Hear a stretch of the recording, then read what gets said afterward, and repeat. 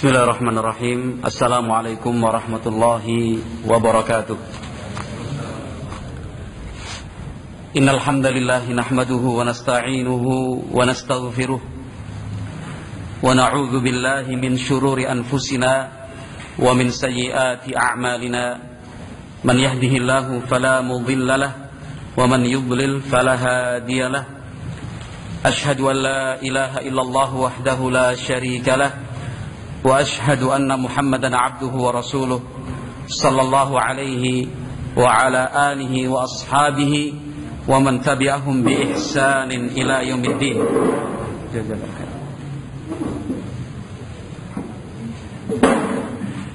Yaqulu Allah azza wa jalla fi kitabihil karim, ya ayyuhalladzina amanu taqullaha haqqa tuqatih wa la tamutunna illa wa antum muslimun.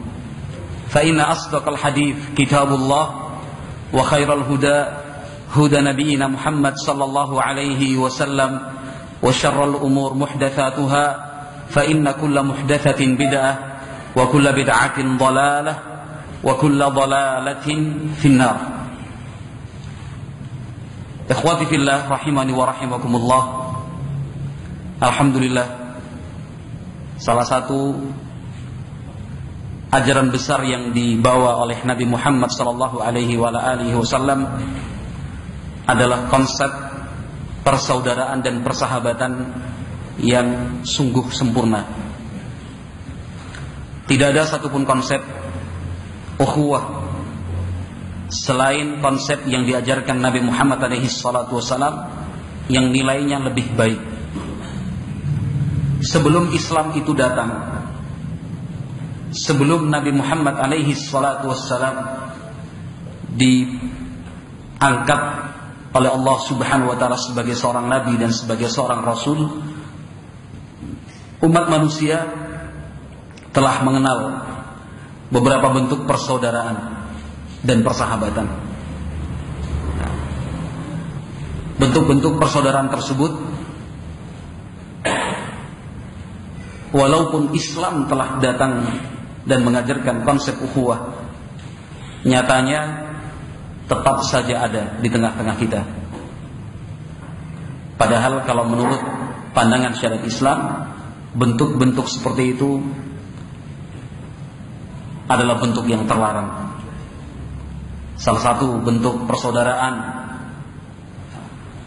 yang dikenal sebelum Islam datang dan ternyata sampai sekarang masih dijaga oleh sebagian orang adalah konsep benar atau salah negeriku. Ya.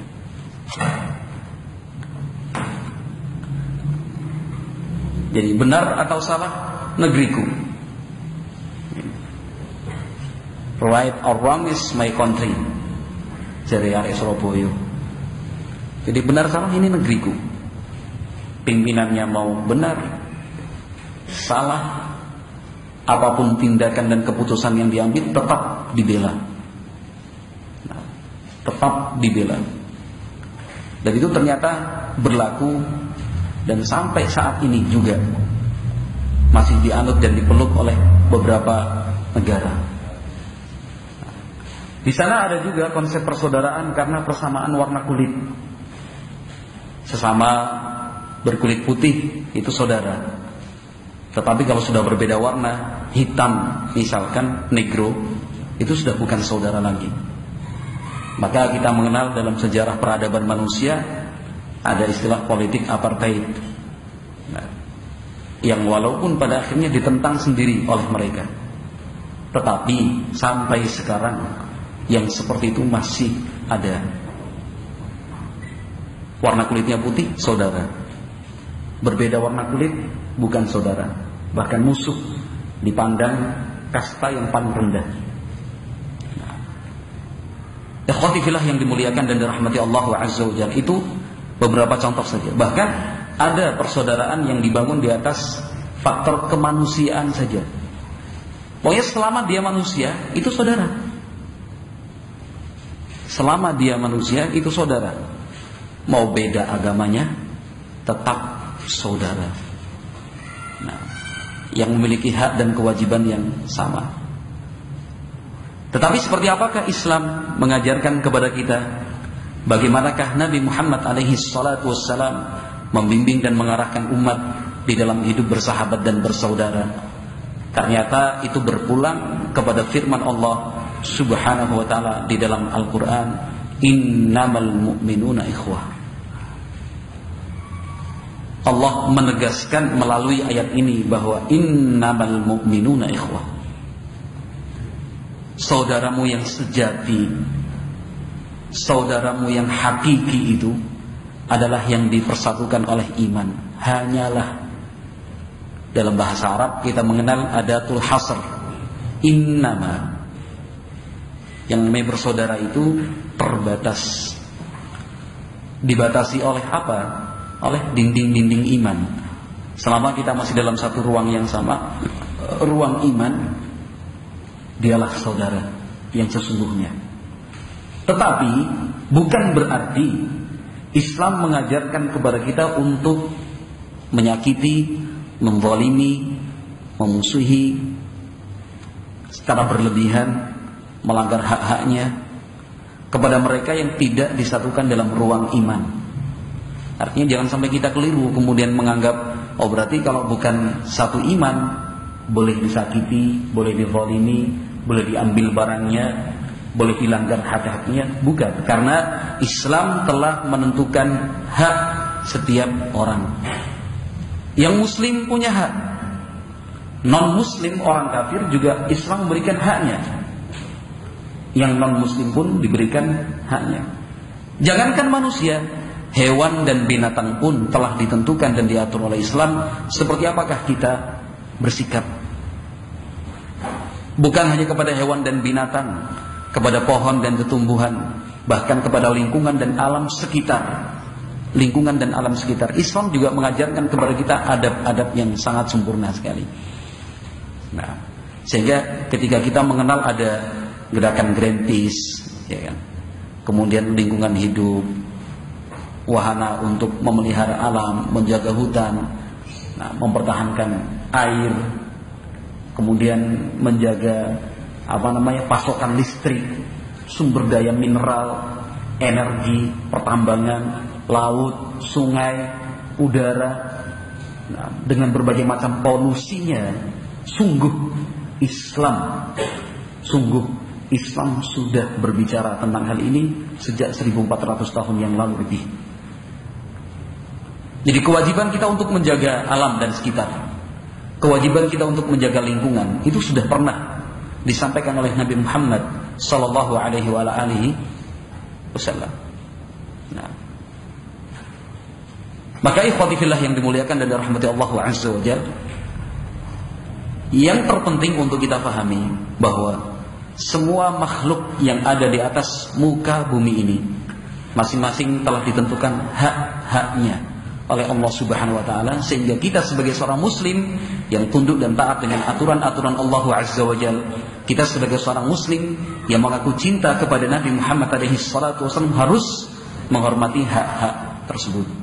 Tetapi saudaramu sesama muslim, saudaramu yang dipersatukan dalam ruang iman, memiliki hak yang jauh lebih besar dan lebih tinggi lagi. Nah, pembahasan kita pada kesempatan kali ini, ikhwati fillah yang dimuliakan dan dirahmati Allah azza wa jalla, tentu pembahasan yang lebih khusus di dalam internal kita, karena tema dengan judul yang diangkat pun memang berbunyi demikian, benang-benang cinta di dalam dakwah. Artinya saat ini kita sedang dan akan membicarakan tentang kondisi internal di dalam dakwah salafiyah, di dalam dakwah ahli sunnah wal jamaah yang memang telah kita pilih sebagai jalan hidup sampai kemudian pada akhir nafas nanti. Mudah-mudahan Allah azza wa jalla meneguhkan kita di sana. Nah, ikhwati fillah yang dimuliakan dan dirahmati Allah subhanahu wa ta'ala, sekali lagi pembahasan ini lebih khusus dan lebih terarah untuk kita, terutama tentu yang berbicara. Nah, dan saudara-saudara saya yang ikut mendengarkan secara langsung di sini maupun menggunakan media yang lain. Ini bekal terpenting kita sebelum membahas lebih lanjut.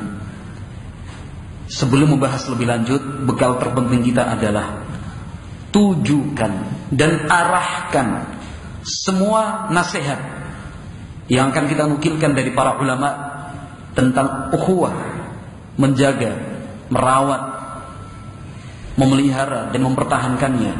Semua nasihat ini tolong untuk yang pertama kali tujukan pada diri sendiri. Yang pertama, tujukan pada diri sendiri. Jangan yang selalu kita bayangkan adalah orang lain, lalu kita melupakan diri sendiri. Karena memang seringnya kita sebagai manusia selalu seperti itu. Nah, kita selalu menuntut orang lain demikian, sementara kita sendiri tidak siap untuk melaksanakan konsekuensi dari tuntutan itu sendiri. Nah, ikhwati fillah yang dimuliakan dan dirahmati Allah Subhanahu wa taala. Sekali lagi, ini bekal yang terpenting sebelum kita melanjutkan materi, bahwa mohon arahkan dan tujukan setiap nasihat yang akan kita dengar dalam kesempatan kali ini pada diri sendiri. Nah, pada diri sendiri, bukan terhadap dan pada orang lain. Ikhwati fillah rahimani wa rahimakumullah. Konsep persaudaraan yang diajarkan oleh Islam itu tentu telah terbukti sukses, dibimbing dengan wahyu ilahi, dan yang dipegang secara langsung pelaksanaannya oleh Nabi Muhammad sallallahu alaihi wasallam. Hal ini bisa kita lihat dan kita nilai dari kehidupan yang begitu dinamis dan harmonis dari masyarakat Madani, masyarakat Madinah, yang saat itu menjadi titik persinggungan dari semua latar belakang sahabat yang berbeda-beda. Suku dan kabilahnya tidak satu. Logat, bahasa dan dialeknya pun berbeda. Watak, kebiasaan, demikian juga dasar mata pencaharian. Nah, itu sangat berwarna-warni, begitu heterogen sekali. Nah, bahkan status di dalam pandangan sosial, para sahabat itu berbeda-beda. Ada yang kaya raya, ada yang hidup sederhana, ada yang hidup dalam garis bawah, di bawah garis kecukupan, ada yang merdeka, ada yang budak dan hamba sahaya. Ada pemimpin, ada juga bawahan.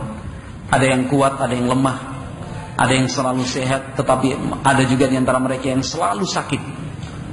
Nah, ada yang laki-laki, ada yang wanita, ada yang tua, ada yang muda. Nah, sehingga masyarakat Madinah yang dipimpin oleh Nabi Muhammad SAW adalah masyarakat yang lengkap, masyarakat yang sangat lengkap sekali. Bahkan di tengah-tengah kota Madinah, bukan hanya kaum muslimin yang hidup, bukan hanya umat Islam yang hidup di sana dan berdomisili. Di tengah-tengah pusat kota Madinah ada beberapa kampung yang ternyata dimiliki dan dipunyai oleh orang-orang Yahudi. Dimiliki dan dipunyai oleh orang-orang Yahudi. Kita mengenal Bani Quraidah, kita mengenal Bani Nadir, kita mengenal Bani Qainuqa, kita mengenal Bani Mustalik, dan beberapa kampung-kampung Yahudi lainnya yang relatif lebih kecil dan lebih sedikit jumlah penduduknya dibandingkan kabilah-kabilah Yahudi yang telah saya sebutkan tadi. Nah, demikian juga menjadi titik persinggungan karena kota Madinah menjadi salah satu pusat ekonomi, sehingga mempersinggungkan antara orang kota dan orang pedesaan. Mereka yang hidup dalam peradaban yang lebih tinggi dipertemukan oleh Allah Azza wa Jalla di Madinah dengan mereka yang hidup di pedalaman, orang-orang Badui. Orang-orang Badui. Bahkan mereka yang dari dari wilayah jauh semacam Syam, Yaman atau negara-negara jazirah yang lainnya. Nah, bahkan sampai Irak dan Mesir. Nah, silih berganti datang ke kota Madinah. Namun walaupun dengan keanekaragaman masyarakat semacam itu, Nabi Muhammad SAW telah sukses dan berhasil membimbing dan mengarahkan para sahabat sesama kaum muslimin yang dipersatukan dalam ruangan iman menjadi sebuah masyarakat yang dinamis, harmonis, tentram, aman dan penuh berkah dari Allah Subhanahu wa ta'ala. Tentu sebelum berbicara lebih jauh dan lebih luas tentang masyarakat yang saya gambarkan tadi begitu heterogennya, tentu sebelum kita berbicara lebih luas, tentu kita harus berbicara terlebih dahulu tentang tatanan yang paling kecil, keluarga. Demikian juga hidup bertetangga dan hidup bersahabat dalam lingkupnya yang sederhana. Nah, maka disinilah biiznillah azza wa jalla kita akan membaca beberapa nasihat dan riwayat dari para ulama untuk menggambarkan secara nyata seperti inilah semestinya kehidupan seorang muslim bersama dengan sahabatnya. Mestinya kehidupan seorang mukmin demikian adanya saat ia bermuamalah, berinteraksi antar sesama orang-orang yang beriman, ya, sama-sama mengatakan syahadat asyhadu an la ilaha illallah wa asyhadu anna muhammadan rasulullah, yang dipersatukan oleh visi dan misi yang sama, berdiri kokoh di atas dalil yang bersumber dari Al-Quran, sunnah Nabi Muhammad SAW, dipayungi dengan teduhnya pemahaman para ulama as-salafus salih. Satu visi, satu misi, Al-Quran, sunnah, pemahaman as-salafus salih. Nah, apapun kondisinya, bagaimana dan seperti apapun keadaannya, konsep ukhuwah, persaudaraan dan persahabatan yang diajarkan oleh Islam,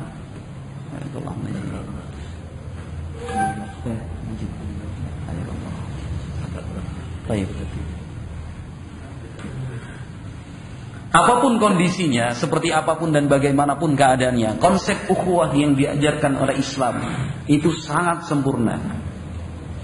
Sangat sempurna. Bila, kalau memang kita sudah paham itu sangat sempurna, maka apabila, jikalau kehidupan kita itu betul-betul meneladani konsep ukhuwah yang telah diajarkan Nabi Muhammad SAW, maka semuanya akan berlangsung dengan cinta dan kasih sayang. Sekalipun benci, kecewa itu muncul, tetapi benci dan kecewa itu muncul sebagai dampak dari tabiat dan karakter manusiawi kita yang tidak akan mengganggu ukhuwah, yang tidak akan merusak hubungan interaksi antar kita. Itu pasti. Nah, sederhananya, ikhwati fillah barakallahu fikum, sederhananya suku Aus dan Khazraj. Ini sederhananya. Suku Aus dan Khazraj telah berperang. Pertikaian dan perselisihan di antara mereka itu berumur lebih dari 100 tahun. Lebih dari 100 tahun lamanya Aus dan Khazraj. Ada yang menyebut ahli sejarah selama 120 tahun. 120 tahun bukan jumlah tahun yang sedikit. 120 tahun itu berarti sudah 2 generasi minimalnya, atau katakanlah 3 generasi. Itu minimalnya. Kakek, anak, cucu. Nah, kebencian, permusuhan, perselisihan, persaingan antara Aus dan Khazraj. Kisah peperangan mereka itu kemudian menjadi buah cerita, menjadi penghias bibir setiap orang berkisah. Bahkan tidak sedikit bait-bait syair dikaryakan oleh para pujangga dan para penyair menggambarkan kondisi perang antara Aus dan Khazraj. Nah, kalau dihitung bukan sekali, 2 kali, belasan, bukan, puluhan kali, bahkan ratusan kali, mulai dari yang skalanya kecil sampai skalanya besar, dari perang-perang kecil sampai perang-perang yang besar sekali, itu ada mengiringi langkah sejarah suku Aus dan Khazraj. Dalam setiap pertempuran terkadang korban yang jatuh sedikit, tetapi ada pula korban yang jatuh dalam jumlah yang sangat banyak sekali. Bahkan tokoh-tokoh utama dari suku Aus dan Khazraj gugur dalam perang saudara antara Aus dan Khazraj. 120 tahun lebih lamanya perang. Ini bukan cekcok. Permusuhan ini bukan antara 2 keluarga saja atau 2 personal yang kemudian turun-temurun pada anak dan cucunya. Bukan. Nah, kalau misalkan perselisihan itu melibatkan 2 desa, Tetapi yang terlibat langsung hanya 2 keluarga, masing-masing desa 1 keluarga. Insya Allah relatif lebih mudah. Nah, karena apa? Karena keluarga-keluarga yang lain tidak terlibat secara langsung. Hanya mungkin karena ta'assubnya, fanatik kedesaannya, kemudian melibatkan 2 desa tersebut. Tetapi Aus dan Khazraj itu sudah melibatkan sekian bagian, sekian elemen dalam suku tersebut, Aus dan Khazraj. Sehingga bisa dibayangkan, ikhwati fillah barakallahu fikum, kebencian itu sudah mendarah daging. Ibaratnya setiap anak, setiap bayi yang terlahir, setiap bayi yang terlahir itu sudah mengalir di dalam darahnya benci pada suku yang lain. Nah, karena memang sudah mendarah daging. Tetapi subhanallah, ikhwati fillah yang dimuliakan dan dirahmati Allah Azza wa Jalla, inilah konsep ukhuwah yang kemudian ditawarkan oleh Nabi Muhammad SAW. Lalu tawaran itu disambut baik dengan penuh semangat oleh kedua belah pihak, Aus dan Khazraj. Siapapun orangnya yang belum mengerti tentang latar belakang Aus dan Khazraj, siapapun orangnya yang belum mengerti tentang latar belakang Aus dan Khazraj, lalu dia datang ke kota Madinah sebelum Nabi Muhammad diutus, lantas ia menyaksikan kebencian dan pemusuhan antara Aus dan Khazraj, pasti akan berkesimpulan tidak akan mungkin bersatu. Bisa dipahami kalimat-kalimat ini? Siapapun orangnya yang melihat secara langsung kebencian dan permusuhan antara suku Aus dan Khazraj sebelum Nabi Muhammad SAW datang. Orang datang ke kota Madinah menyaksikan kebencian dan permusuhan antara Aus dan Khazraj, dan dia tidak tahu latar belakangnya, pasti akan mengambil kesimpulan ini, namanya sulit untuk digabungkan, sulit untuk disatukan. Nah, tetapi Allah Subhanahu wa taala menghapus semua kesan-kesan itu. Nabi Muhammad SAW kemudian datang dengan wahyu dari Allah Subhanahu wa taala, membuktikan bahwa konsep ukhuwah, persaudaraan dan persahabatan di dalam Islam itu sangat sempurna sekali. Sangat sempurna sekali. Nah, ikhwati fillah yang dimuliakan dan dirahmati Allah Subhanahu wa taala, itu tadi dipersatukan dengan iman, dipersatukan dengan Islam, dipersatukan dengan keinginan kuat dan tekad mengikuti dan meneladani Nabi Muhammad sallallahu alaihi wasallam. Itulah yang kemudian mempersatukan mereka. Allah berfirman di dalam Al-Qur'anil Karim, wa'tasimu bihablillahi jami'an wa la tafarraqu wadhkuru ni'matallahi 'alaikum idh kuntum a'daan fa'alafa baina qulubikum fa asbahtum bi ni'matihi ikhwana. Ayat ini diturunkan Allah Azza wa Jalla di dalam surat Ali Imran terkait dengan suku Aus dan Khazraj. Berteguhlah kalian, bersatulah kalian dengan sama-sama berpegang kepada tali Allah. Ada yang mengatakan tali Allah itu Islam, ada pula yang menafsirkannya dengan Al-Quran, ada yang berpendapat itu adalah sunnah Nabi alaihi salatu wassalam. Perbedaan pendapat hanya dalam lafaz, tetapi maknanya sama dan tidak bisa saling dipisahkan. Berpeganglah kalian dengan Islam, dengan Al-Quran, dengan sunnah Nabi Muhammad alaihi salatu wassalam. Wala tafarraqu, jangan berpecah belah. Kemudian Allah ingatkan, ingatlah pada saat kalian dahulu saling bermusuhan, saling membenci, lalu Allah lunakkan, Allah lembutkan, Allah cairkan hati kalian dengan kuasa dan kekuatan dari Allah Subhanahu wa taala. Fa asbahtum bi ni'matihi ikhwana. Maka dengan nikmat dari Allah Azza wa Jalla, kalian pun menjadi saling bersaudara. Jadi saya sudah gambarkan tadi seperti apakah bentuk permusuhan dan kebencian antara Aus dan Khazraj 120 tahun lebih dengan kondisi yang seperti itu. Tetapi kemudian setelah Islam datang, hilang tak berbekas, menguap seakan tidak pernah ada rasa benci, dendam dan memusuhi di antara mereka. Semua berubah. Nah, kembali mereka bersaudara, karena memang mereka asalnya dari satu kakek, berasal dari satu kakek, kembali bersaudara. Nah, Tidak tersisa di dalam hati mereka sedikit pun rasa hikmat, benci, dendam. Subhanallah, ikhwati billah yang dimuliakan dan dirahmati Allah Subhanahu wa taala. Maka wajar rasanya apabila kemudian kita bertanya-tanya seperti apakah Nabi Muhammad alaihi salatu wasallam mengajarkan kepada para sahabat, terutama Aus dan Khazraj, benang-benang cinta di antara mereka. Orang untuk merajut sehelai kain yang baik tentu dimulai dari benang-benang sedikit demi sedikit sehingga betul-betul kuat.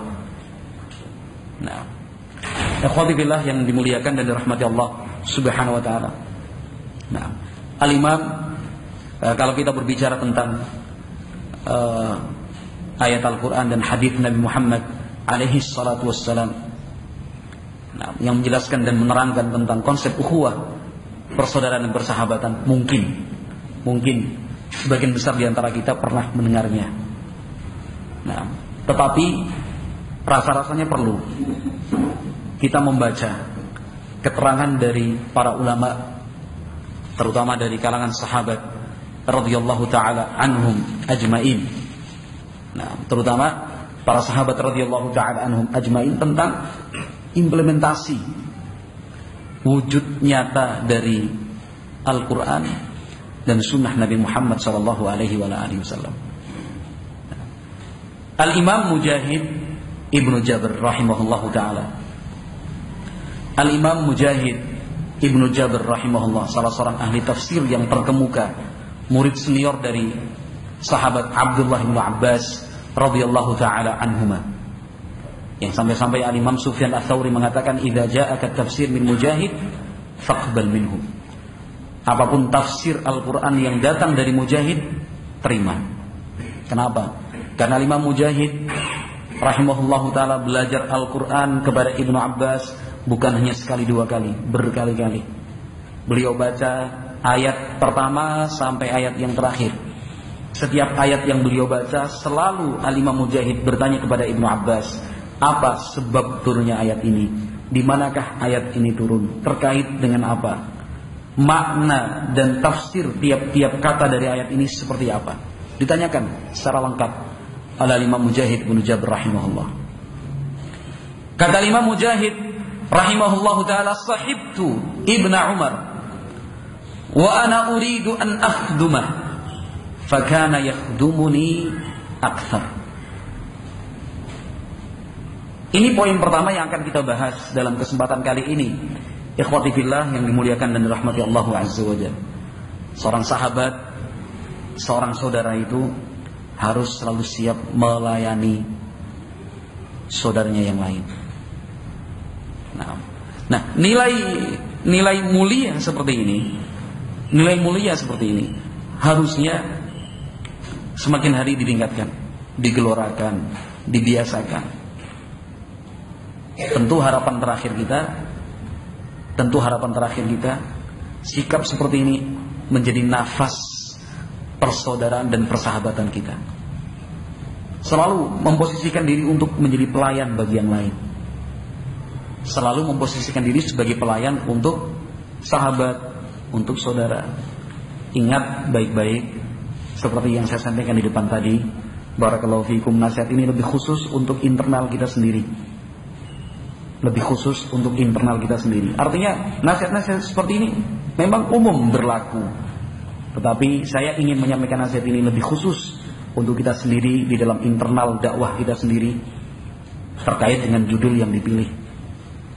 Sesama salafiyin, sesama ahli sunnah, sesama hidup berkomunitas karena kompleksnya kompleks salafi, atau sesama pengurus dalam hidup berpesantren, atau untuk internal kita sesama barakallahu fikum sama panitia. Ini lingkup yang ingin saya sasar dalam kesempatan kali ini. Ikhwati fillah, barakallahu fikum. Hidup selalu memposisikan diri sebagai pelayan. Nah, misalkan nilai ini bisa kita lakukan secara bersama-sama, serentak. Indah bukan? Serentak. Sangat indah sekali. Kita tidak menuntut kepada sahabat dan saudara kita, tetapi kita selalu siap untuk menjadi pelayan. Nah, ikhwati fillah yang dimuliakan dan dirahmati Allah Subhanahu wa taala. Contoh kecil dalam kehidupan kita sehari-hari saja. Contoh kecil dalam kehidupan kita sehari-hari saja. Kita berusaha untuk melayani orang. Nah, dan tidak menuntut untuk selalu dilayani terus.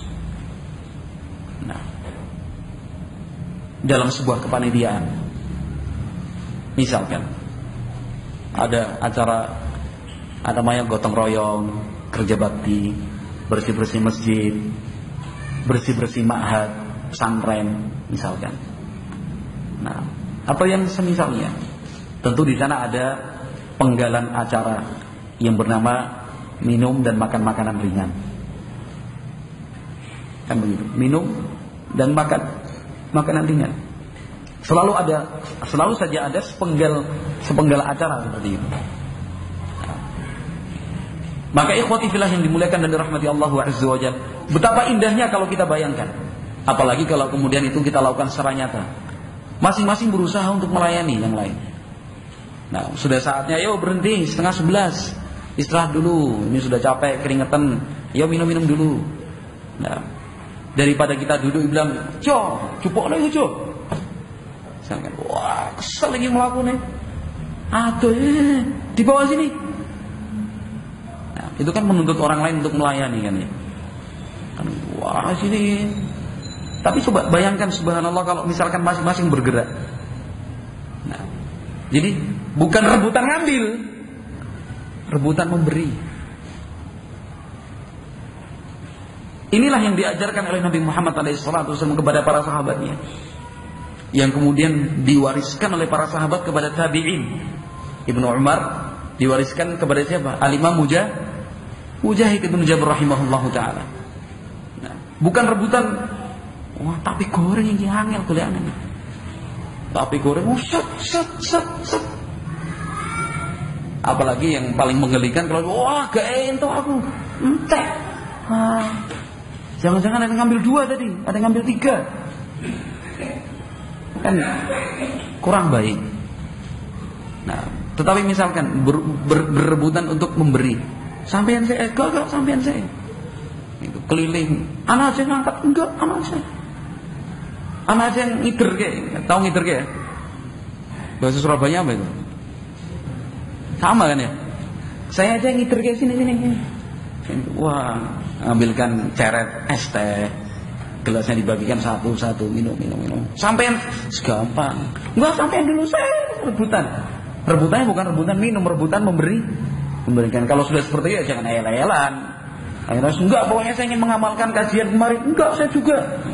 Nah, sudah, kalau sudah memang seperti itu ya wes, jazakallahu khairan. Wah iya, kan gitu. Kalau sudah sama-sama berebutan memberi, setelah itu ambil langkah yang kedua, sama-sama mengalah. Ya sudah aja, jazakallahu khairan, barakallahu fiik. Itu contoh kecil saja. Coba kalau kita perhatikan.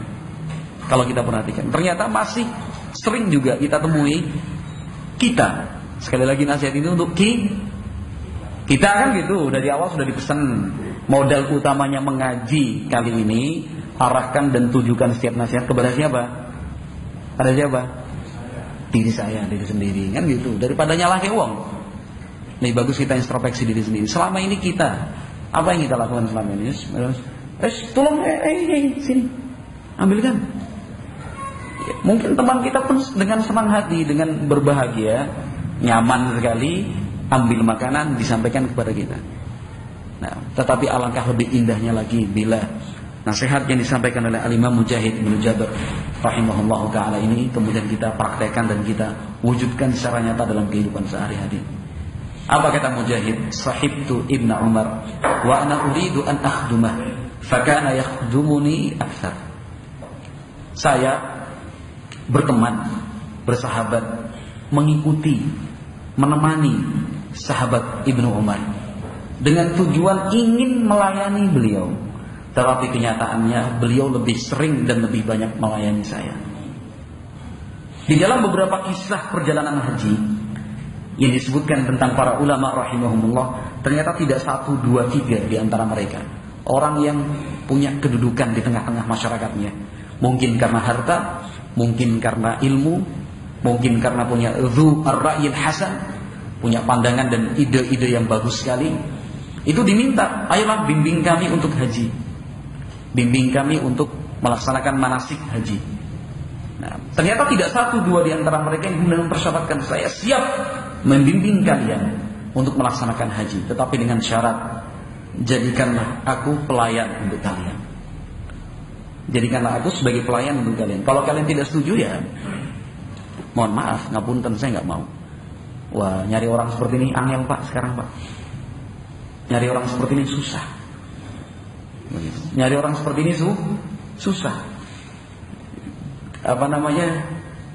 Mencari orang yang mempersyaratkan, saya siap berteman dengan kamu, tapi syaratnya kamu siap saya layani. Saya siap bersahabat dan dekat dengan kamu, tetapi syaratnya kamu harus selalu siap saya layani. Saya mau bertetangga dengan kamu, tapi tolong jadikan aku pelayanmu. Wah, aneh kalau seperti ini. Kalau misalkan ada, wah, yang ingin jadi tetangganya nunggu. Dan begitu. Saya jadi tetangga kamu, saya jadi tetangga. Iya, syaratnya iya, senang saya. Layani saya, iya. Dan itu.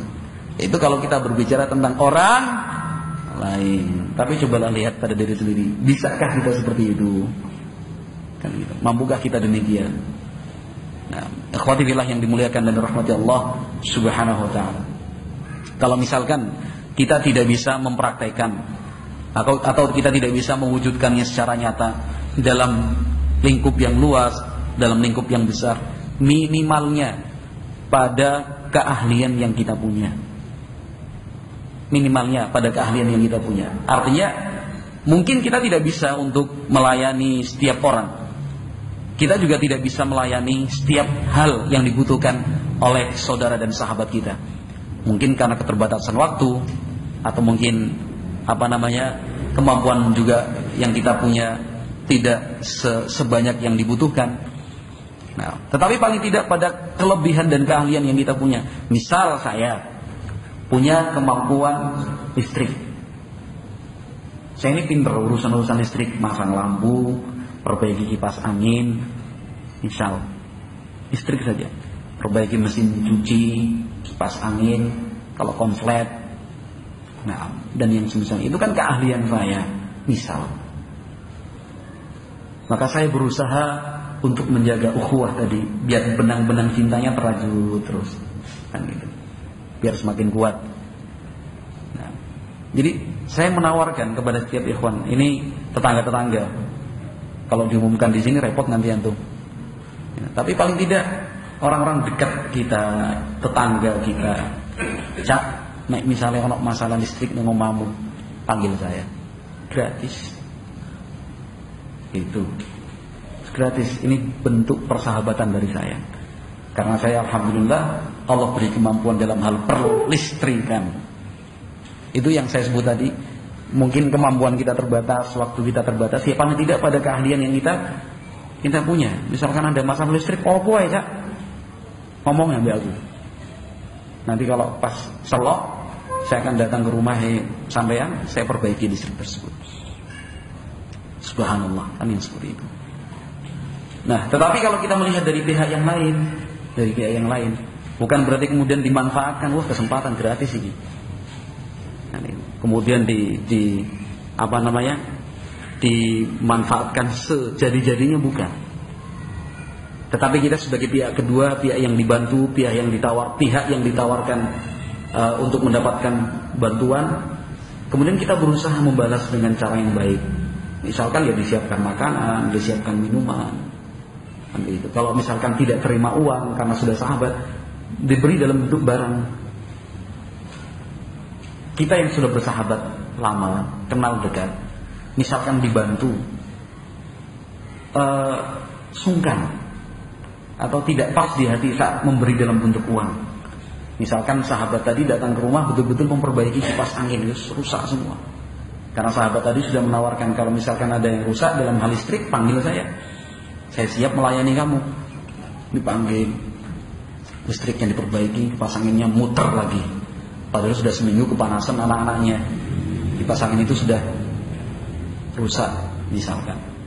Nah, kita sebagai pemilik rumah yang sudah melihat hasil dari perbaikan itu, ya, berusaha untuk mengimbangi kebaikan yang telah diberikan. Karena kata Nabi Muhammad alaihi salatu wassalam, man ahsana ilaikum fakafi'uh. Siapapun orangnya yang berbuat baik kepadamu, maka balaslah kebaikan itu dengan yang seimbang, setimpal. Kalau misalkan engkau tidak bisa memberi, jangan lupa falyad'u lahu bil khair. Doakanlah kebaikan untuknya. Kalau tidak bisa memberi dan membalas dalam bentuk barang, beri doa kebaikan. Jadi misalkan tadi sudah kipas angin diperbaiki, kita sudah siapkan makanan ringan, minuman, es teh, es jeruk dan misalnya minum, ya sudah. Kita yakin untuk memberi duit 50.000, 100.000, 200.000, ada sungkannya ya. Saya sebagai orang yang membantu saja untuk terima uang seperti itu sungkan, malu. Tetapi uang itu kan bisa diganti dalam bentuk barang. Nah, barang apa saja yang menarik, berikan untuk dia. Maka subhanallah, konsep di dalam Islam ini sungguh-sungguh sangat sempurna sekali. Nah, ikhwati fillah yang dimuliakan dan rahmati Allah subhanahu wa ta'ala, itu yang pertama. Hidup bersahabat, hidup bersaudara dalam lingkup apapun. Nah, selalulah memposisikan diri sebagai orang yang melayani, bukan orang yang selalu menuntut dilayani terus. Nah, kemudian ikhwati fillah yang dimuliakan dan dirahmati Allah Subhanahu wa taala. Nah, yang kedua yang perlu kita pahami dalam hidup berukhuwah,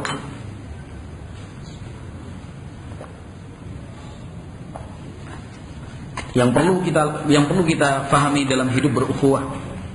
Nah, ini adalah benang cinta berikutnya. Benang cinta yang berikutnya adalah selalu berpikir positif tentang dan terhadap saudaranya. Selalu berpikir positif tentang dan terhadap saudaranya. Selalu berpikir positif. Nah, yang namanya manusia tidak akan bisa luput dari salah dan lupa. Manusia itu tidak akan pernah bisa luput dari salah dan lupa. Tetapi masih kurang dekat juga. Yang namanya manusia tidak akan bisa luput dari salah dan lupa. Oleh karena itu kita dituntut dan diajarkan oleh Islam untuk selalu berpikir positif tentang saudara kita, tentang sahabat kita. Nah, sebagaimana orang lain, kita pun terkadang salah dan terkadang kita pun lupa. Bukankah saat kita salah, bukankah saat kita lupa ingin selalu dimaklumi, ingin selalu dimengerti? Seperti itu juga orang lain. Ketika ia lupa, ketika ia salah, ingin dimengerti dan ingin difahami. Bahkan ingin dimaafkan sebelum dia minta maaf.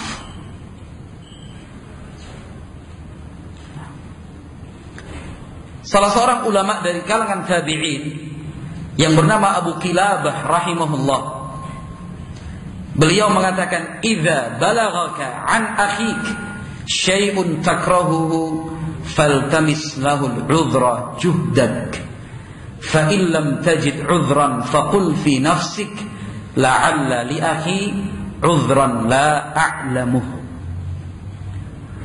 Kata Imam Abu Kilabah rahimahullahu taala, jika engkau mendengar sesuatu dari saudaramu tentang sahabatmu, sesuatu yang engkau tidak suka, cobalah cari uzur dan alasan semaksimal kemampuanmu.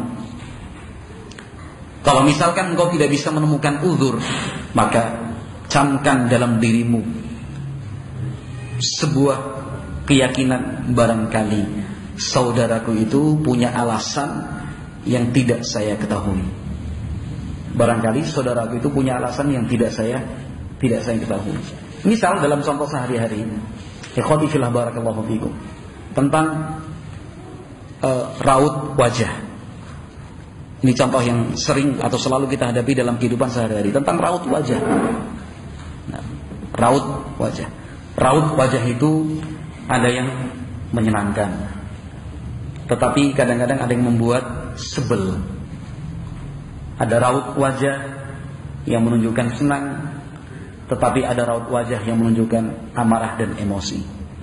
Ada raut wajah yang membuat hati orang lain teduh dan nyaman, tetapi ada wajah juga yang menggambarkan kebencian, sehingga membuat orang lain yang memandang itu tidak suka dan tidak nyaman.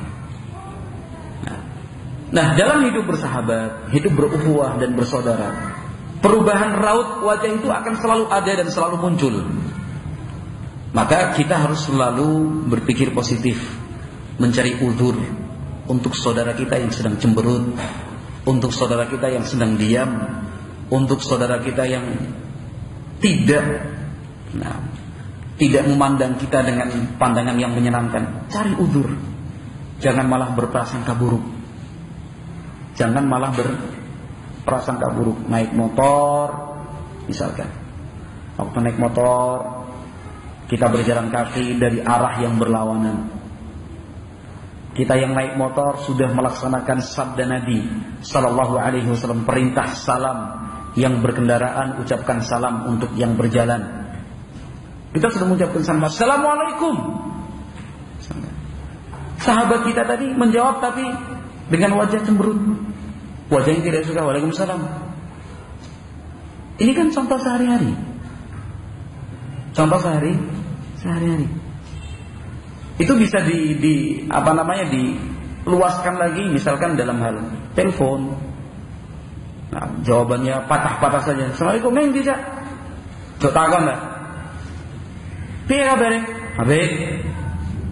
Tidak semesra dan tidak seakrab sebelumnya. Atau misalkan kirim SMS tidak dijawab-jawab.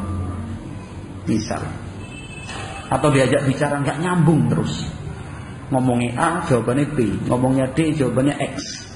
Jauh. Ini kan kehidupan sehari-hari kita temui.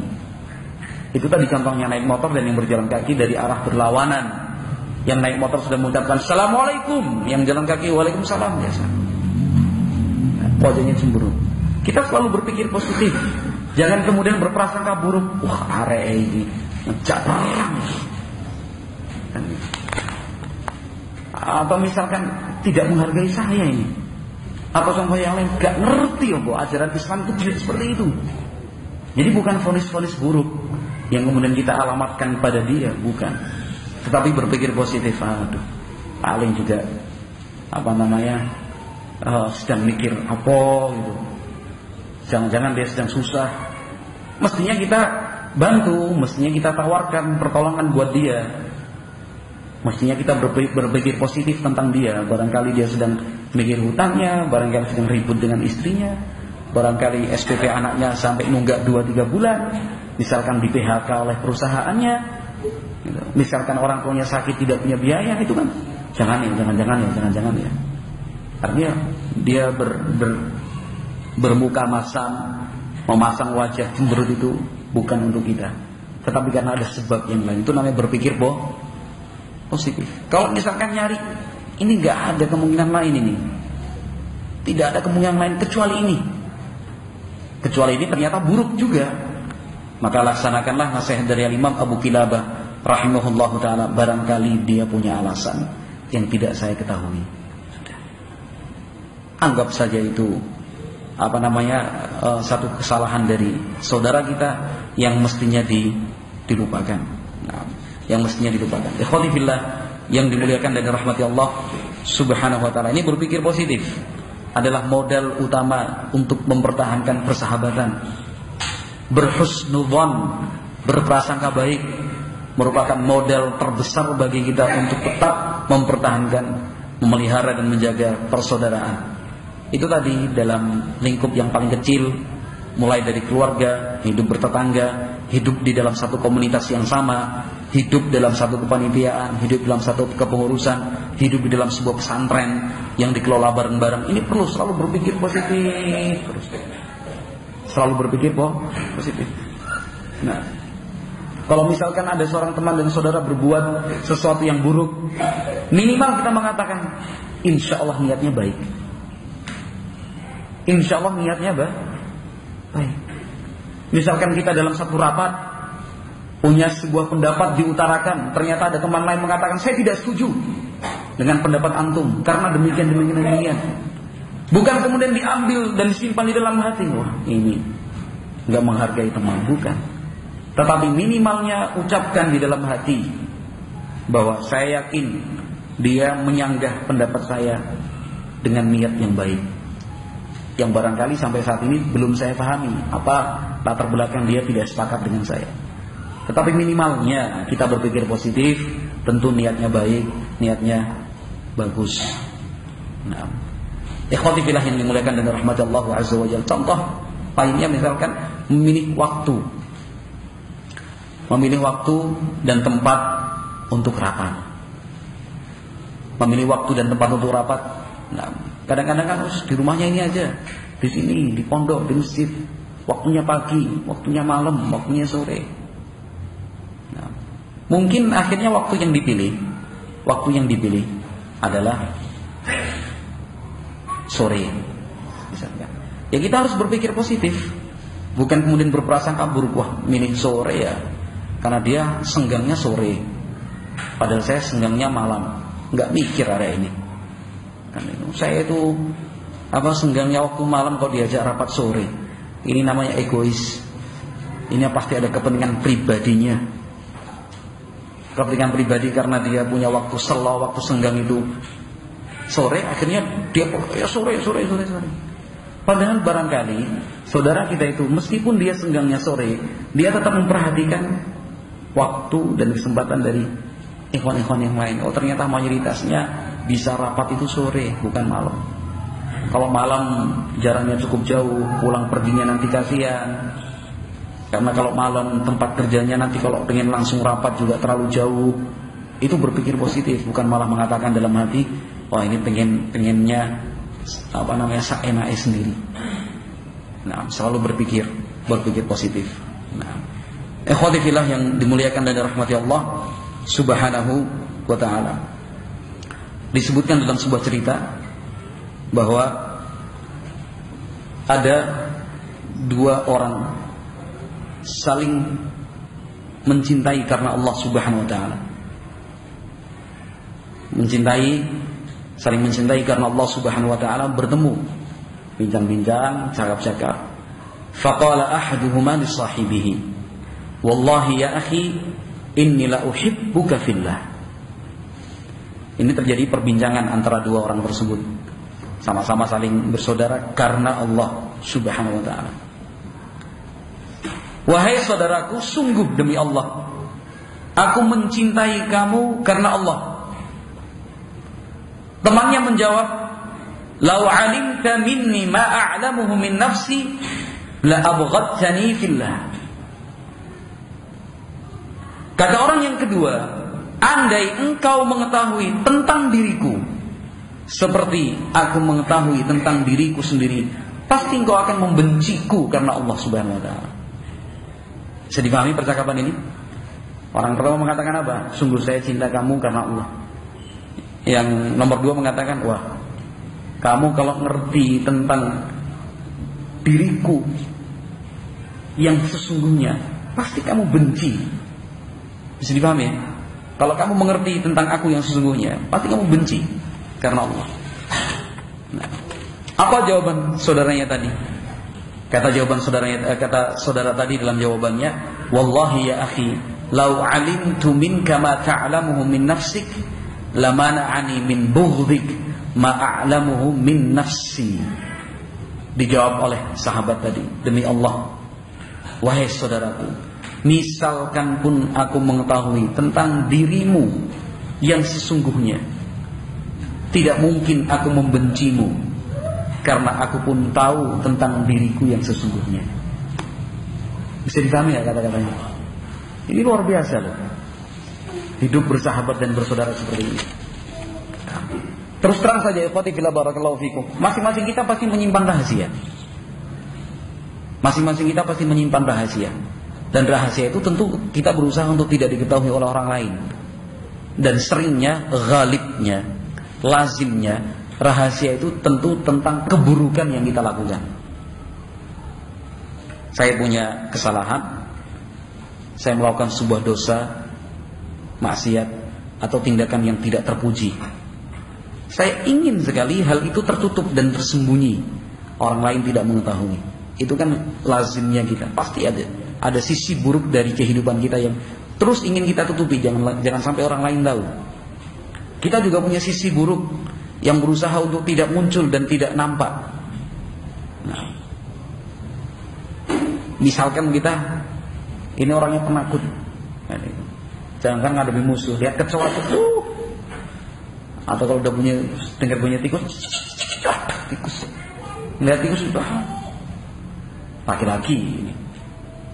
Nah, ini kan untuk pandangan secara umum yang seperti ini kan kurang keren, kurang baik. Nah, bagaimana dia akan bisa memberikan perlindungan dan rasa aman kepada keluarganya, istri dan anak-anaknya, dia sendiri takut kilo, kan yang misalnya. Itu contoh kecil. Kan kita berusaha untuk menutup-nutupi. Oh, kata siapa takut?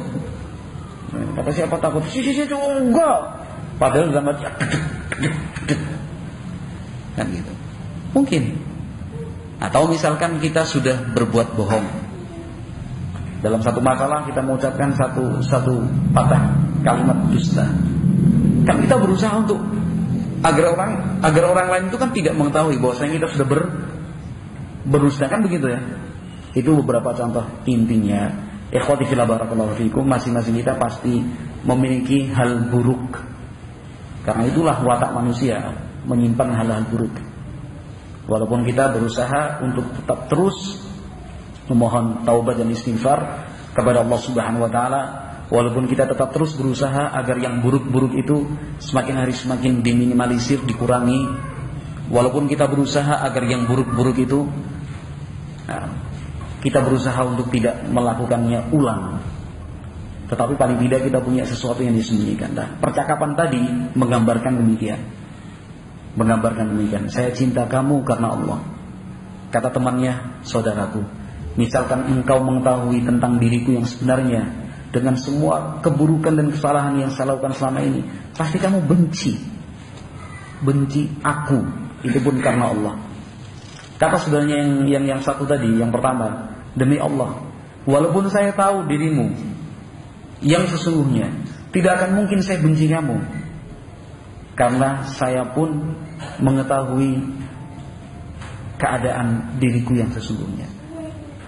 Sama-sama saling rendah, berpikir positif tadi. Ini ikhwati fillah barakallahu fikum, sekali lagi modal terbesar agar benang-benang cinta itu tetap kuat, terajut, agar persahabatan dan ukhuwah di antara kita itu tetap terjaga. Selalu berpikir positif terus tentang sahabatnya. Nah, ingat, nasihat ini ditujukan untuk kita sendiri, bukan diarahkan pada orang-orang tertentu.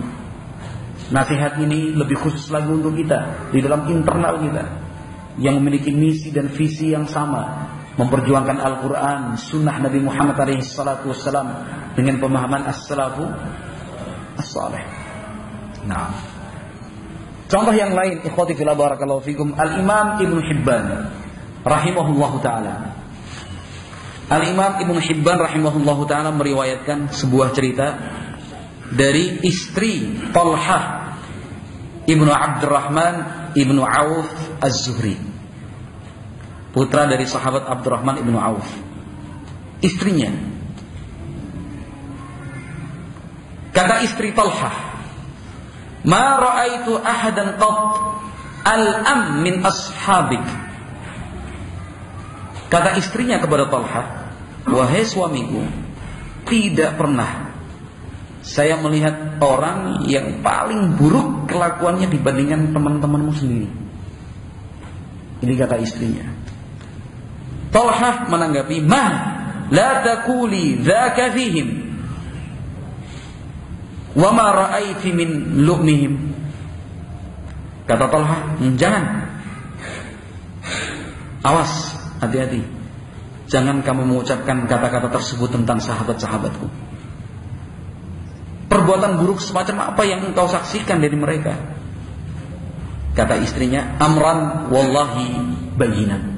Demi Allah, ini masalahnya sangat jelas sekali. Wa ma huwa, kata Talha, seperti apa yang engkau lihat dan engkau saksikan dari mereka? Kata istrinya, idza aisarta lazimuk wa idza a'sarta janabuk. Saya perhatikan teman-temanmu itu selalu ada dekat di sampingmu. Kalau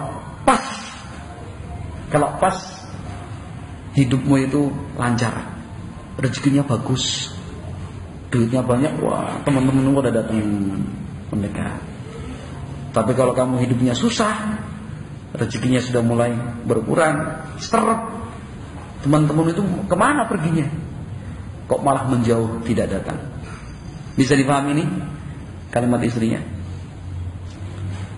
Lihat suaminya Talha Ibnu Abdurrahman bin Auf Az-Zuhri, seperti apakah bentuk positif dalam berfikirnya beliau rahimahullah ta'ala. Nah, ini kalau secara zahir baik ataukah buruk? Jawabannya buruk. Secara apa ya kawan? Zahir. Saya kalau pas rezekinya lancar, uangnya banyak, wah, teman-teman sering datang ini. Tapi kalau pas seret, sedang susah, kemana ini? Pada pergi menjauh. Zahirnya ini buruk. Tetapi lihat cara positifnya Talha bin Abdurrahman bin Auf berpikir. Kata beliau, ma zidti ala an wasaftihim bimakarimil akhlaq. Kata Talha kepada istrinya, loh yang kamu sebutkan tadi itu malah bagus. Itu akhlak yang baik, itu seperti itu. Istrinya bertanya, wa ma hadza min makarimil akhlaq. Akhlak baik semacam apa kalau yang seperti ini yang mereka lakukan? Kata Talha bin Abdurrahman, ya'tunana fi halil quwwati minna 'alaihim wa yufariqunana fi halil dha'fi minna 'anhum. Justru itu mereka melakukan hal yang baik. Kenapa? Mereka datang menemuiku saat saya mampu memberi untuk mereka. Tetapi pada saat saya tidak mampu memberi, mereka justru tidak datang, khawatir saya tidak mampu memberi. Bisa dipahami? Luar biasa. Walaupun secara zahir itu buruk, tetapi terus dinilai, ditanggapi dengan positif. Enggak. Nah kalau seperti ini posisi dan keadaannya, subhanallah, persaudaraan itu tetap terjaga dengan kuat. Ukhuwah itu akan terpelihara dengan baik. Kalau kita melihatnya dengan sisi positif terus. Kalau dari satu sisi, mereka ini bukan sahabat yang baik, susah, ditinggal pergi, kalau senang malah datang. Tetapi Talha berpikir bukan seperti itu. Justru ini akhlak yang baik. Pas kita mampu memberi, mereka datang. Saya bisa nyuguhi, bisa ngutangin, bisa membantu, bisa nulung. Tapi pas kita susah, rezeki seret, mereka nggak datang. Alhamdulillah nggak datang. Coba kalau mereka datang, yang susah siapa? Kita. Nyuguhnya nggak apa, ngutangi ke orang duit. Mau bantu kita sendiri juga susah. Mau nulung apalagi? Ini baru teman yang baik itu seperti ini. Tapi jangan berpikir tentang orang lain. Berpikir tentang siapa? Tentang siapa tadi pesannya? Tentang diri kita sendiri. Mampukah kita berpikir seperti itu? Nah, mampukah kita berpikir seperti itu? Walaupun sebenarnya susah, senang, kondisi itu tidak berubah. Mestinya saudara kita itu saatnya lapang, saatnya sempit, ya tetap kita datang. Mestinya seperti itu. Saat dia lapang, kita datang. Nah, saat dia sempit, tetap juga kita datang. Saat dia lapang, kita datang untuk menjaga ziarah, silaturahmi, bercakap-cakap, berbincang, bertukar fawaid, menyampaikan ilmu, informasi dan yang semisalnya. Ketika dia sempit, kita tetap datang dalam rangka membantu dan menolong, dalam rangka meringankan. Itu yang semestinya. Tetapi andai hak kita sebagai sahabat tidak ditunaikan dengan baik, tetap berpikir positif. Apalagi kalau urusannya tentang dunia dan materi. Urusannya tentang dunia dan materi, sesering mungkin dan biasakanlah untuk cepat melupakan.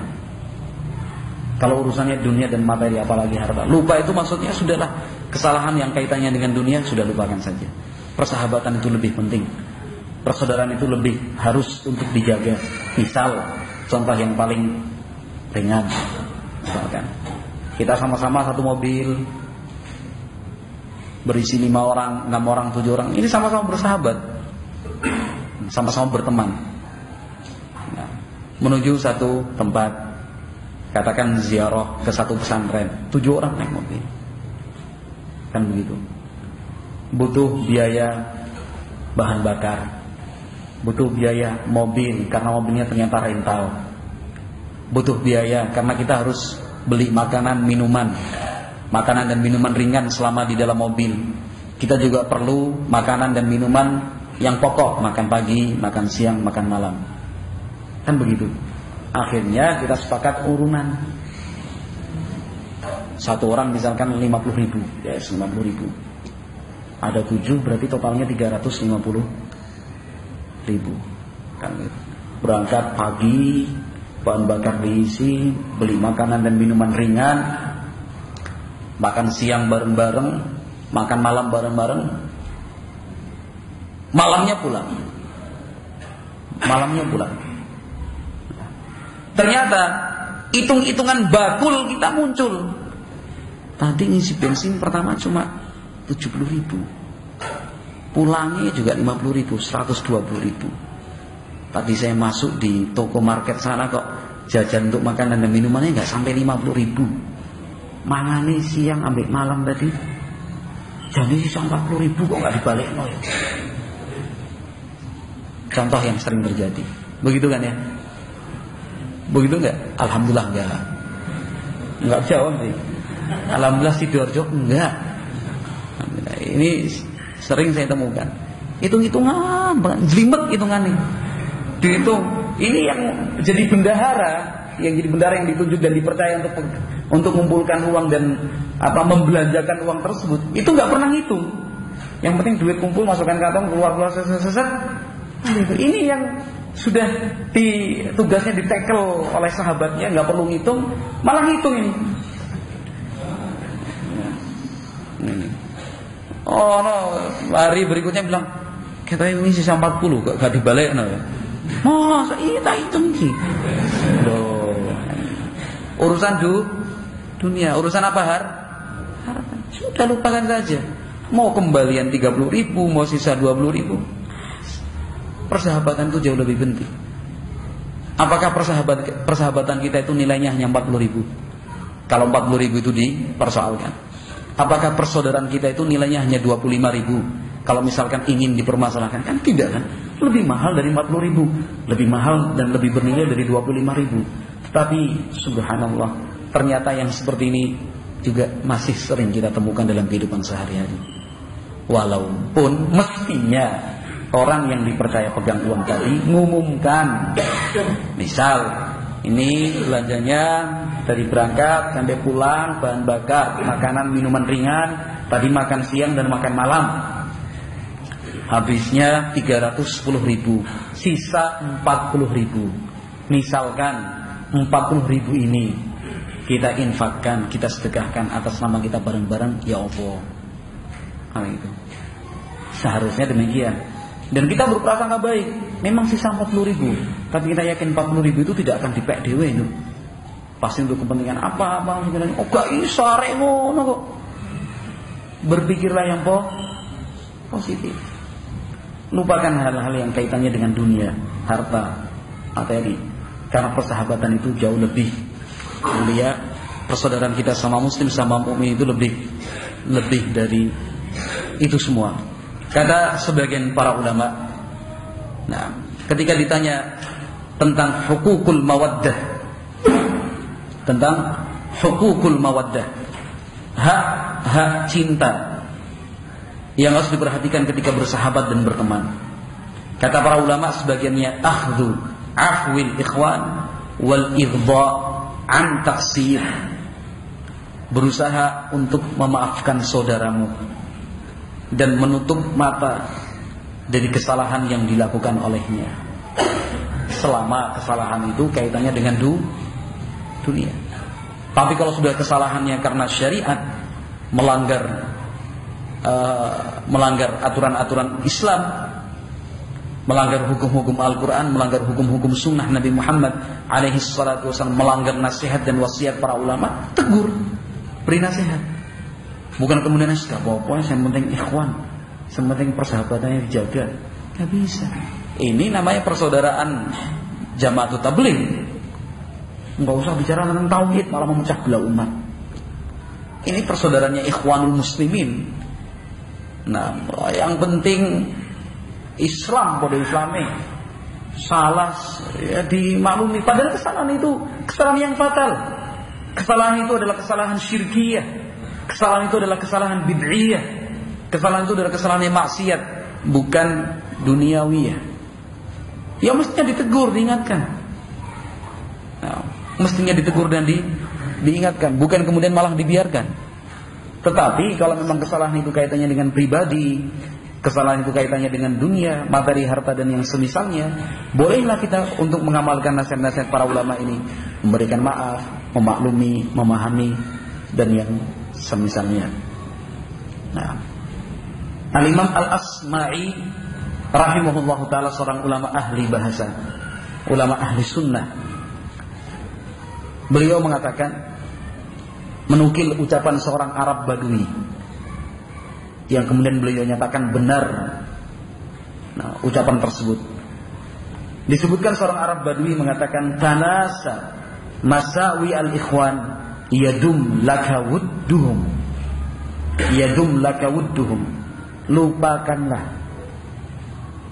Lupakanlah kesalahan yang dilakukan oleh saudaramu, pasti cinta itu akan tetap terus terjaga.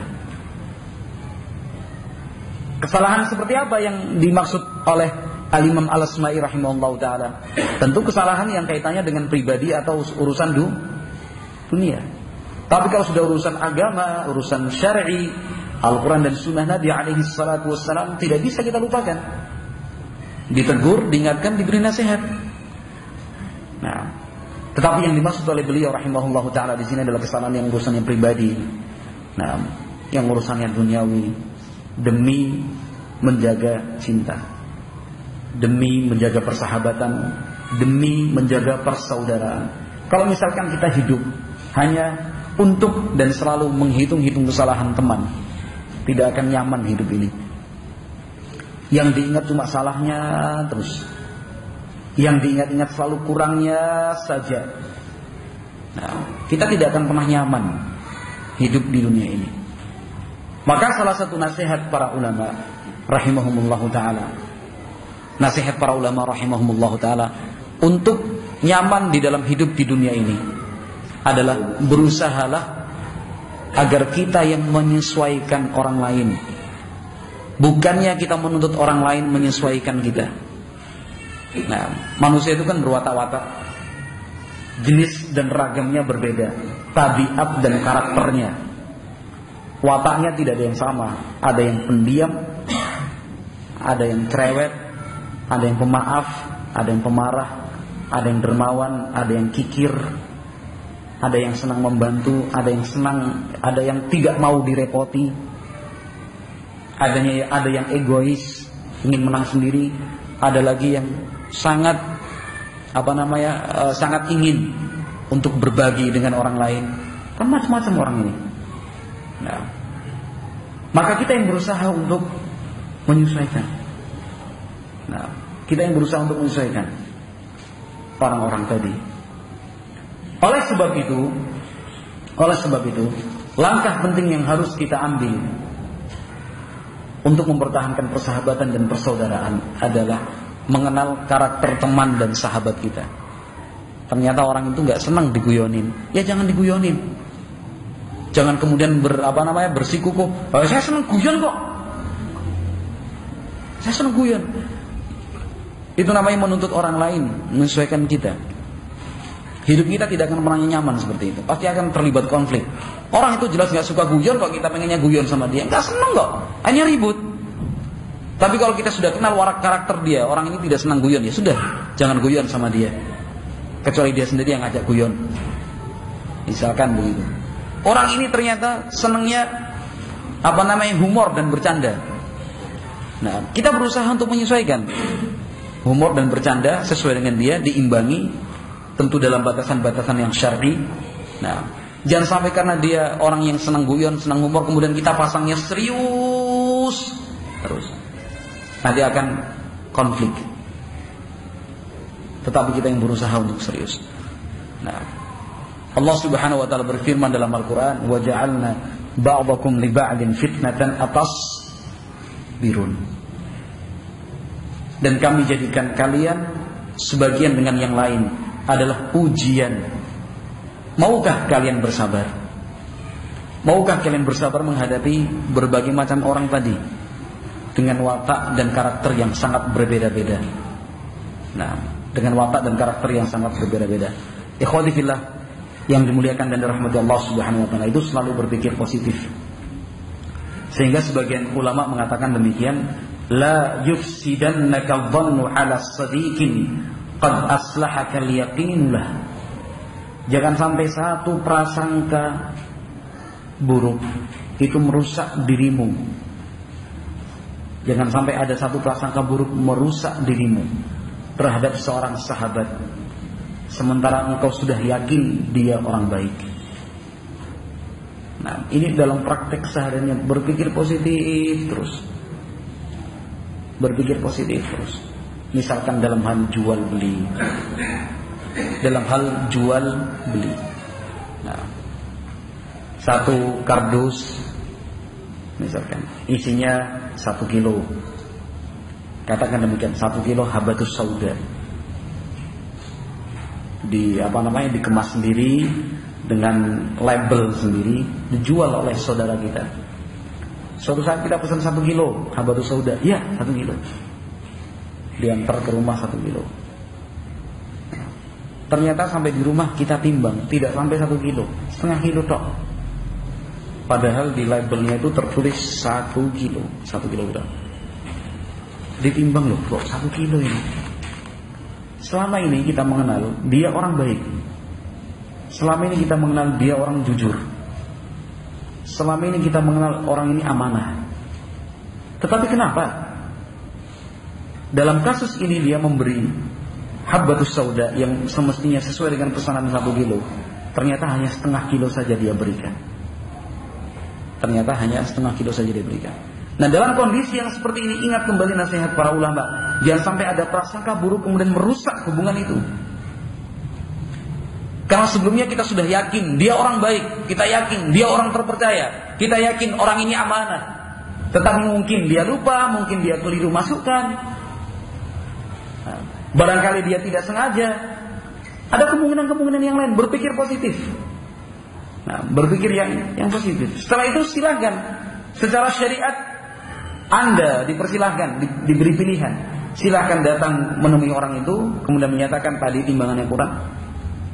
Atau misalkan Anda juga diperkenankan dan diperbolehkan, sudahlah nggak apa-apa, setengah kilo hilang, tidak usah dibahas lebih lanjut. Nah, walaupun pada kesempatan yang berikutnya ketika akan membeli barang, tinggal yang 1 kilo ya 1 kilo. Misalkan sambil ditekankan kembali 1 kilo ya, 1 kilo ya, jangan lebih, ya nggak lebih. Sebagai ganti kita mengingatkan jangan kurang, karena titik tekan jangan kurang dan jangan lebih sama, timbanglah dengan tepat. Tetapi lebih baik mana ketika kita mengingatkan jangan lebih ya, dengan jangan kurang ya. Substansinya kan sama kan gitu, sama-sama minta ditimbang secara tepat 1 kilo, tetapi bahasa kita jangan lebih ya gitu. Alhamdulillah. Jadi kalau secara syariat boleh, mau dikembalikan minta ganti 1 kilo, atau minta dikembalikan uangnya separuh, atau misalkan mau dimaafkan juga silahkan. Yang terpenting tidak berprasangka buruk. Nah, yang terpenting adalah tidak berprasangka buruk tentang sahabat kita tadi. Nah, ikhwati fillah yang dimuliakan dan dirahmati Allah Subhanahu wa taala, sehingga ada sebagian ulama mengatakan la taqta' akhaka wa la tahjurhu 'inda adh-dhanbi fa innahu yartakibuhu al-yawma wa yatrukuhu ghadan. Jangan sampai engkau putus hubungan dengan saudaramu. Jangan sampai engkau tinggalkan dia hanya karena satu kesalahan yang dia lakukan. Karena barangkali kesalahan itu dia lakukan hari ini, tetapi esok hari sudah dia tinggalkan. Mungkin dia lakukan kesalahan itu hari ini, tetapi bisa jadi esok hari sudah dia tinggalkan. Sekali lagi, nasihat ini arahkan dan tujukan pada diri kita sendiri. Sekali lagi bahwasanya nasihat ini lebih khusus untuk internal kita sendiri, yang visi dan misinya sama, Al-Quran, Sunnah Nabi Muhammad SAW, dibimbing oleh para ulama, kembali kepada pemahaman as-salafus saleh dalam lingkup yang paling terkecil, keluarga kita, hidup bertetangga, hidup berkomunitas, hidup dalam satu kepengurusan, hidup dalam satu kepanitiaan, hidup dalam sebuah pesantren yang sama. Nilai-nilai yang seperti ini harus selalu diingat. Nah, ikhwati fillah yang dimuliakan dan dirahmati Allah Subhanahu wa ta'ala. Nah, kalau memang sudah seperti itu, selalu berpikir positif tentang sahabat, teman dan saudara. Pasti rasa cinta itu akan terjaga. Kalau kita selalu bisa mengedepankan berpikir positif, maka persahabatan itu akan lebih langgeng dan awet. Nah, walaupun badan terpisahkan oleh jarak dan waktu, tetap saja akan selalu merasa dekat. Tetap saja akan selalu merasa dekat. Disebutkan dalam sebuah riwayat bahwa Abdurrahman ibnu Mahdi dan Yahya bin Sa'id Al-Qattan rahmatullah alaihi wa rahmatan wasi'ah, ini salah seorang ulama salaf dari kalangan tabi'in, tapi yang sighar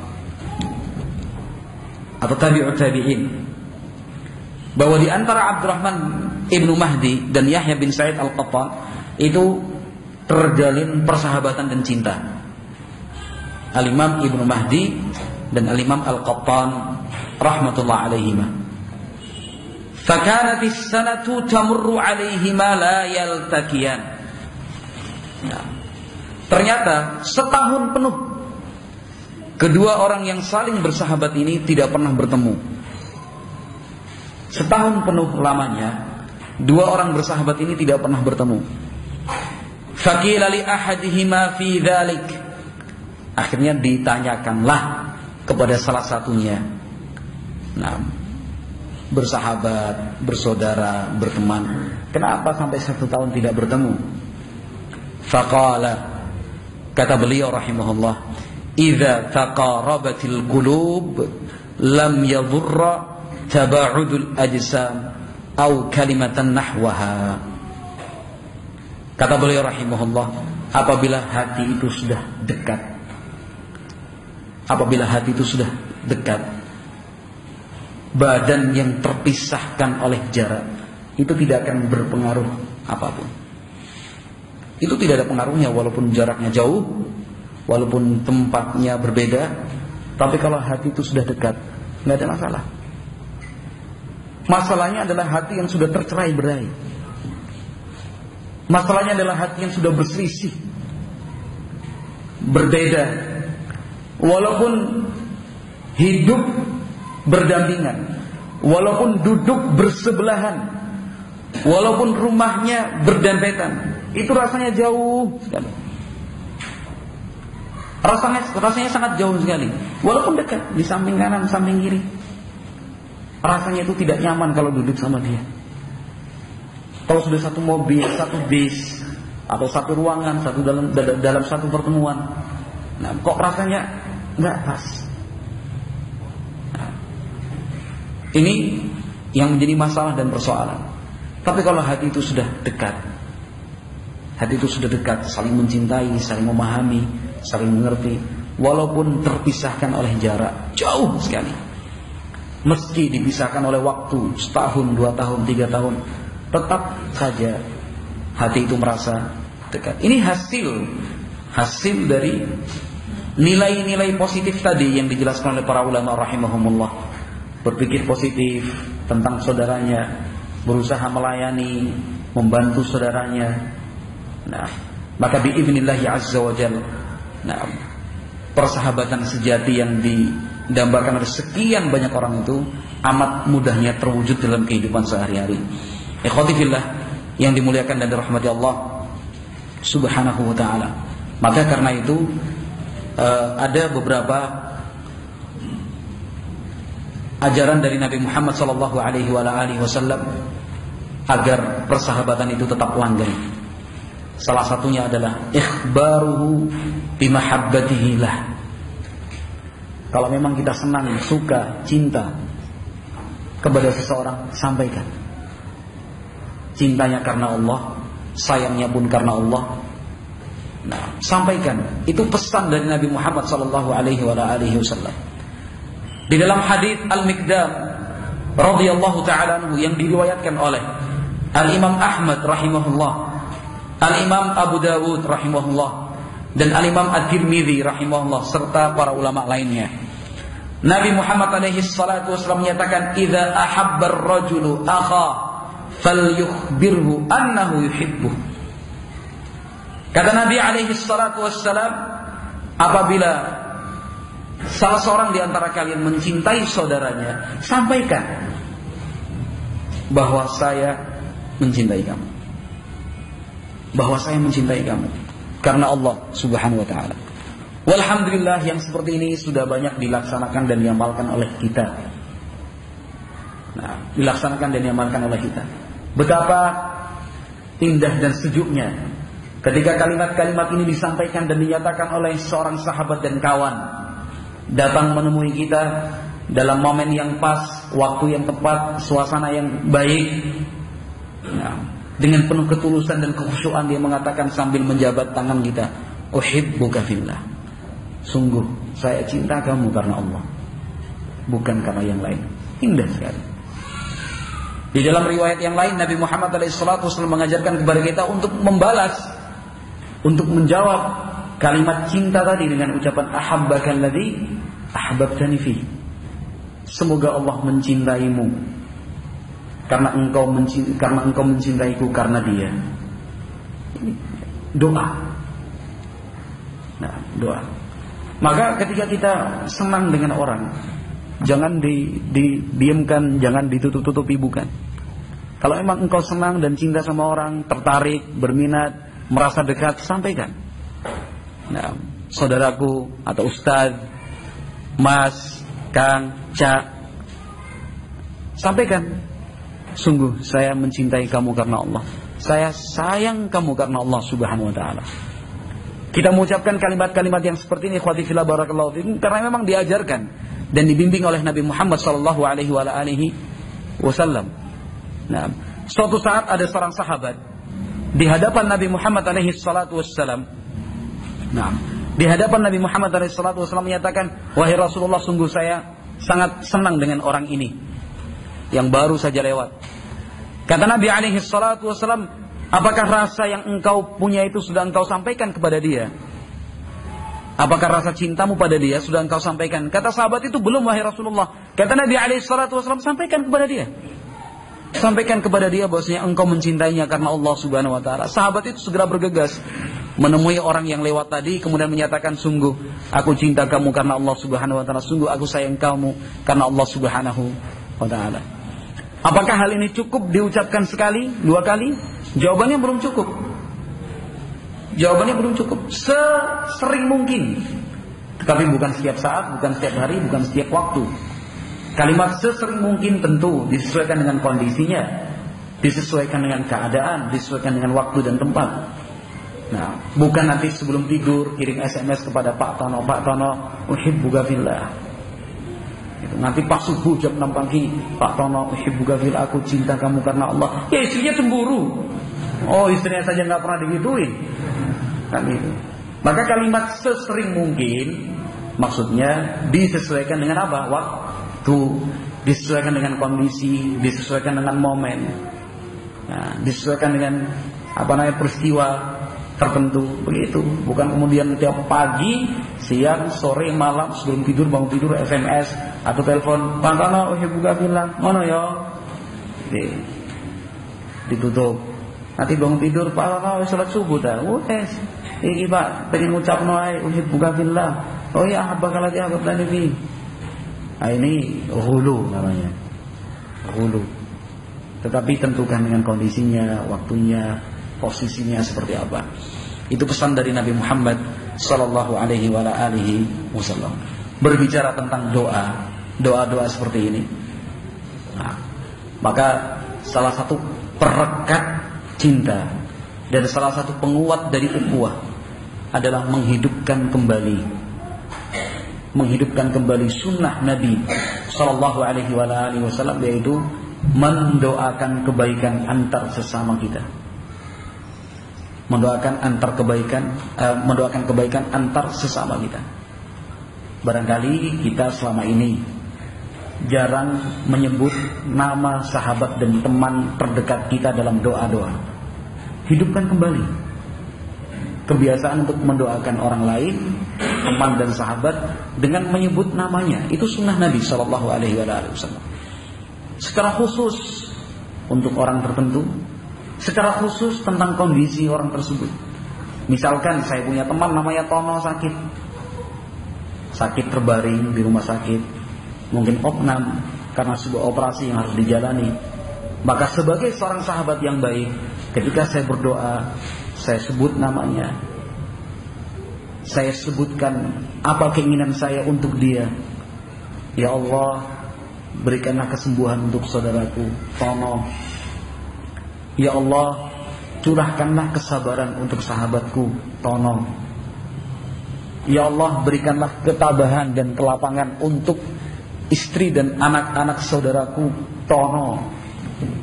Semua serba Tono. Itu ciri seorang sahabat yang baik. Bukan mendoakan saat ketemu aja, Allah yashfik Tono, dola bahasa tohrun insyaallah Tono. Kita doakan dia tanpa sepengetahuannya. Kita doakan dia tanpa sepengetahuannya. Itu kalau dia sakit. Kalau misalkan dia kemarin pagi cerita sama saya, wah, saya pengen usaha buka ini, lontong balap ini. Hah? Buka lontong balap, iya. Saya udah beli ini segala macam, ya. Saya doakan semoga sukses usahamu Tono.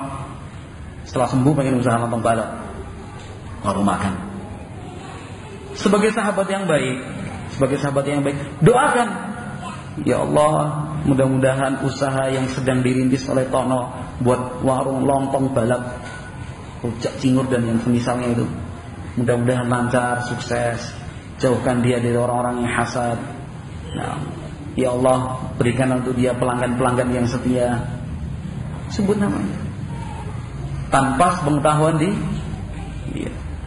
Kalau urusan dunia saja, kita dianjurkan dan diperintahkan Nabi alaihi salatu wassalam untuk mendoakan kebaikan bagi saudara, apalagi dalam urusan agama. Nah, saya tadi berikan contoh sakit dan membuka usaha.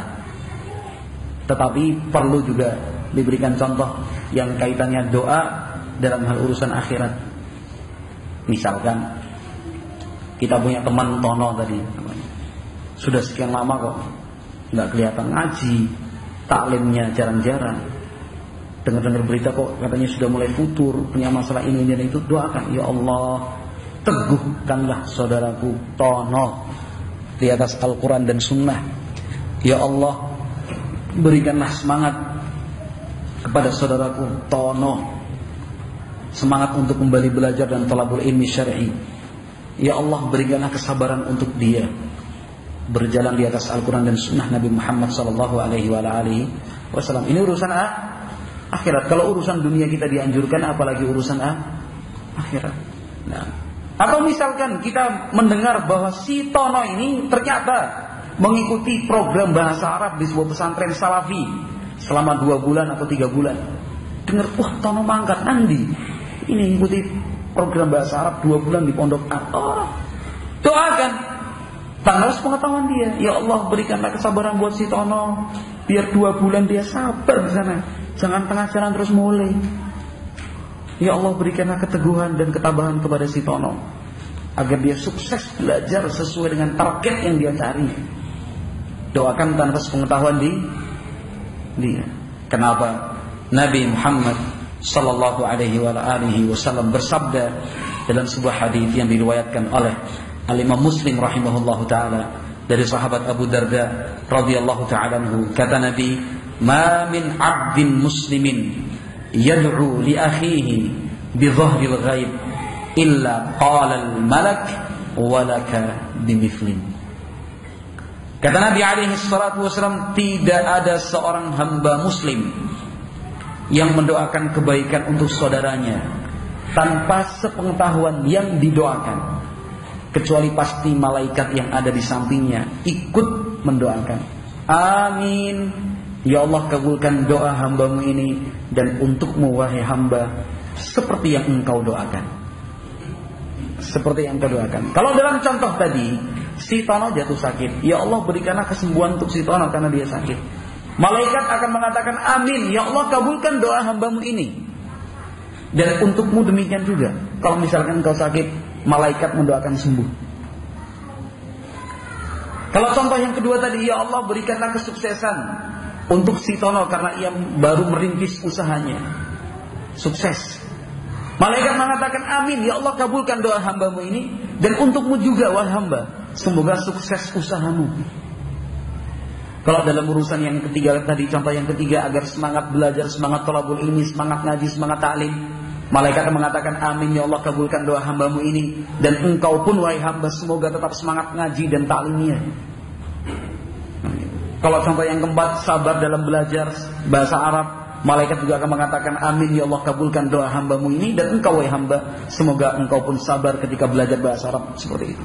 Maka ada sebagian ulama ketika ditanya caranya bagaimana agar kita mendapatkan kebaikan, sebagian ulama mengatakan doakan kebaikan itu untuk saudaramu, karena engkau akan didoakan oleh malaikat. Akan didoakan oleh malaikat. Karena ketika kita mendoakan orang lain, saudara kita, tanpa sepengetahuannya doa kebaikan, malaikat akan mengatakan amin, dan untukmu juga seperti itu. Kita didoakan oleh malaikat Allah Subhanahu wa taala. Oleh karena itu sebagian ulama mengatakan, ketika engkau mendoakan kebaikan untuk saudaramu, sama saja engkau mendoakan kebaikan untuk dirimu sendiri. Maka jangan engkau beda-bedakan doamu untuknya dan doamu untukmu dirimu sendiri. Karena ketika engkau mendoakan untuk saudaramu itu, sama halnya engkau mendoakan dirimu sendiri.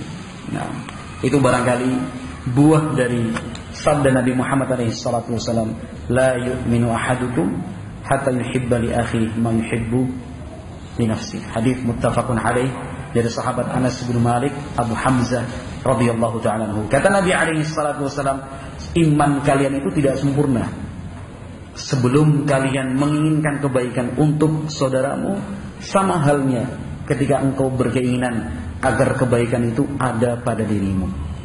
Nah, itu buah dari sabda Nabi Muhammad SAW. Nah, maka Yahya bin Mu'adz Ar-Razi rahimahullahu ta'ala menyatakan, bi'sas sadiqu sadiqan yahtaju an yuqala lahu udhkurni fi du'aik. Kata Imam Yahya bin Mu'adz Ar-Razi rahimahullah, sahabat yang paling buruk itu adalah sahabat yang perlu disampaikan kepada dia, ingat aku dalam doamu. Harus diingatkan. Ini baru kata Yahya bin Mu'adz Ar-Razi termasuk sahabat yang buruk. Kenapa harus diingatkan? Mestinya ia selalu mendoakan tanpa harus diingatkan haknya sebagai seorang saudara. Tetapi ingat, dalam riwayat yang lain, doa yang diucapkan seorang muslim untuk saudaranya tanpa sepengetahuan dia itu memang mustajab. Dalam riwayat yang lain, da'watul muslim li akhi bi dhahril ghaib mustajabah. Doa yang diucapkan seorang muslim untuk saudaranya tanpa sepengetahuan dia, doa kebaikan itu mustajab. Maka banyak-banyaklah mendoakan kebaikan untuk saudaramu. Maka banyak-banyaklah dan sering-seringlah mendoakan kebaikan untuk saudaramu. Karena ketika engkau mendoakan kebaikan untuk saudaramu, itu artinya engkau sedang mendoakan kebaikan untuk dirimu sendiri. Ingat sabda Nabi SAW tadi, riwayat Muslim, malaikat memang ada yang ditugaskan Allah untuk mengucapkan amin, memohon agar doa itu dikabulkan, dan malaikat itu pun mendoakan agar kita mendapatkan hal yang sama dengan apa yang kita inginkan untuk saudara kita, hal-hal yang baik tentunya. Ikhwati fillah yang dimuliakan dan dirahmati Allah Subhanahu wa taala, dari hal-hal yang kita pandang kecil, yang kita pandang remeh dan ringan seperti ini, dari hal-hal yang seperti inilah saat kita mulai membiasakannya, saat kita sudah bertekad untuk menjalankannya, saat kita sudah punya niatan kuat untuk tidak meninggalkannya terus begitu, maka biidznillah azza wa jalla persaudaraan dan persahabatan yang pernah ada dan terlambang dalam lambang yang kuat pada zaman sahabat radhiyallahu taala anhum ajmain, insyaallah bukanlah satu hal yang impian kosong saja, tetapi biidznillah azza wa jalla itu bisa terwujud dalam kehidupan kita sehari-hari. Minimalnya dari lingkup yang paling kecil, dimulai dari keluarga, bersahabat tadi, yang saya katakan berkomunitas dalam satu komunitas yang sama, dalam satu pesantren, dalam satu kepanitiaan, dalam satu kepengurusan, itu lingkup yang paling kecil. Sehingga hidup ini pun kita jalani dengan indah, hidup ini akan kita jalani dengan nyaman, semuanya serba kuat, rekat, karena ada benang-benang cinta di antara kita. Wallahu a'lam bishawab. Barangkali cukup sekian untuk sesi yang pertama ini. Ada beberapa waktu yang bisa kita pergunakan untuk mempersiapkan diri melaksanakan salat zuhur secara berjamaah. Subhanakallahumma wa bihamdik, asyhadu an la ilaha illa anta, astaghfiruka wa atubu ilaik. Wassalamualaikum warahmatullahi wabarakatuh.